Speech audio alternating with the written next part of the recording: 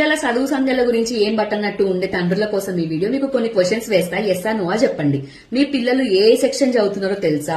మీ పిల్లల roll numbers తెలుసా? మీకు మీ పిల్లలకి ఏమేం సబ్జెక్ట్స్ ఉన్నాయో తెలుసా? మీ పిల్లల క్లాస్ టీచర్ల పేర్లు తెలుసా? మీ పిల్లల స్కూల్ టైమింగ్స్ తెలుసా? మీ పిల్లలకి ఏమేమి ఎగ్జామ్స్ కండక్ట్ చేస్తున్నారు, ఎప్పుడెప్పుడు కండక్ట్ చేస్తున్నారో తెలుసా? మీ పిల్లల స్కూల్లో ఏమేమి ఈవెంట్స్ ఎప్పుడెప్పుడు అవుతున్నాయో తెలుసా? అసలు మీ పిల్లగాడికి ఏ సబ్జెక్ట్ మీద ఇంట్రెస్ట్ ఉంది, ఏ సబ్జెక్ట్ మీద ఇంట్రెస్ట్ లేదు, ఎందులో ఫాస్ట్ ఉన్నాడు, ఎందులో స్లో ఉన్నాడు తెలుసా మీకు? వీటన్నిటికీ మీ ఆన్సర్ ఎస్ అయితే నిజంగా హ్యాట్స్ ఆఫ్. స్కూల్ ఫీజు కట్టేసినాం కదా, సార్లు మా బాధ్యత తీరిపోయింది అని చేతులు దులిపేసుకుంటారు కొంతమంది. సమస్య లేదు, ఫీజులు కడితే సరిపోదు. పిల్లల చదువు విషయంలో తల్లిదండ్రుల ఇద్దరి ఇన్వాల్వ్మెంట్ 100% ఉండాలి. వాళ్ళ పీటీఎంలకి ఇద్దరు అటెండ్ కావాలి. వాళ్ళ స్కూల్లో ఏమైనా ఈవెంట్స్ ఉంటే ఇద్దరు వెళ్లి ఆ పిల్లలని ఎంకరేజ్ చేయాలి. అది లెక్క అంటే.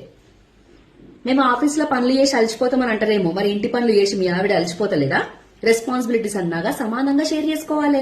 కొంతమందికి వర్కింగ్ వైఫ్స్ ఉంటారు, ఆఫీస్లో పనులు చేసుకోవాలి, ఇంట్లో పనులు చేసుకోవాలి, పిల్లల చదువు చూడాలంటే ఏడికెళ్ళదు వాళ్ళకైనా.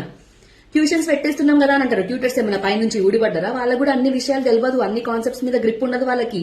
కొన్ని కాన్సెప్ట్స్ మీరు కూడా అర్థం చెప్పేయాలి మీ పిల్లలకి.